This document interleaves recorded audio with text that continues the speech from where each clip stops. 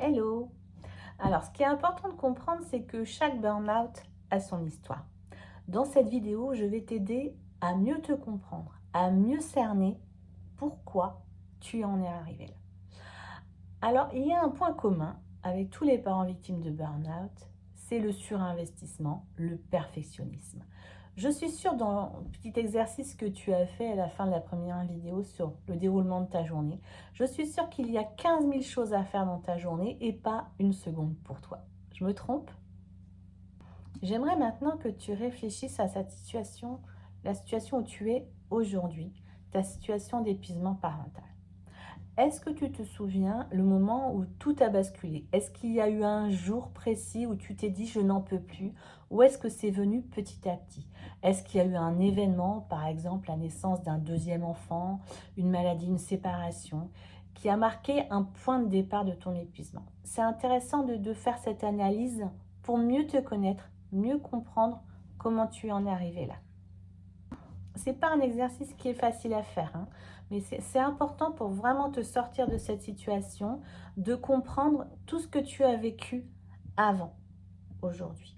Et aussi, alors ça c'est encore plus difficile peut-être, de réfléchir un petit peu à toi, à ce que tu es, comment tu t'es construit, et surtout l'éducation que tu as toi-même reçue. L'éducation qu'on a reçue a bien sûr des conséquences sur ce qu'on vit aujourd'hui et sur le parent que l'on est et sur les difficultés aussi que l'on peut éprouver. Donc c'est vraiment intéressant que tu réfléchisses un petit peu à tout ça. Alors j'en profite pour signaler que si tu as des difficultés, si tu as des questions, tu peux me contacter par messagerie, par mail. Je suis là pour toi pour y répondre parce que c'est un exercice qui est un petit peu difficile à faire seul.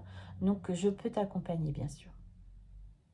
Alors, tu vas faire un deuxième petit exercice. Tu vas faire 2 colonnes avec quels sont tes points, les points faibles, on va dire. Hein, quelles sont tes difficultés? Et surtout, la deuxième colonne qui va être les ressources que tu as. Donc, c'est-à-dire ce que tu aimes faire. Et surtout aussi les personnes vers qui tu pourrais aller pour t'aider.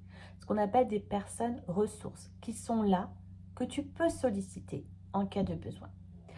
Et j'aimerais aussi que tu réfléchisses à quel parent tu es et quel parent tu souhaiterais devenir.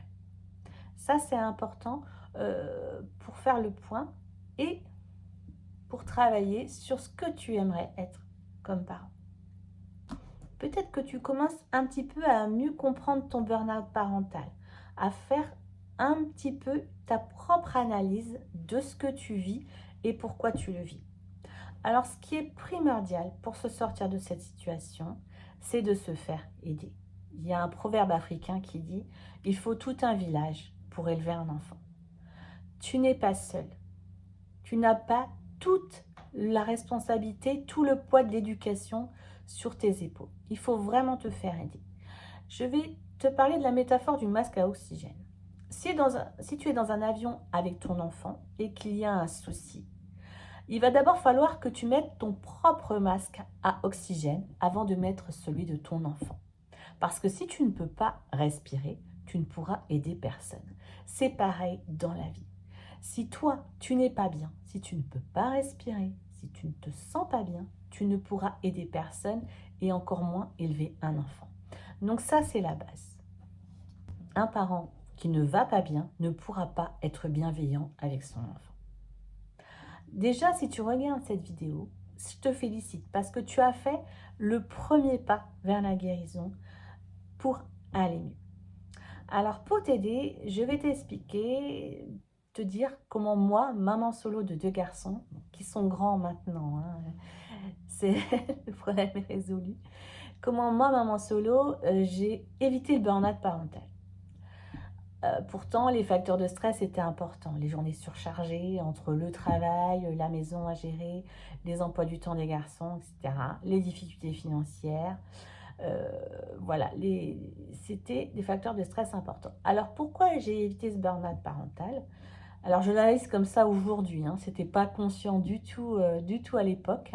En fait, il y a une chose importante dans notre quotidien quand mes enfants étaient petits, c'est qu'il y a plusieurs choses. D'abord, j'ai réussi à prendre du temps pour moi. Ça, c'est fondamental de prendre du temps pour soi.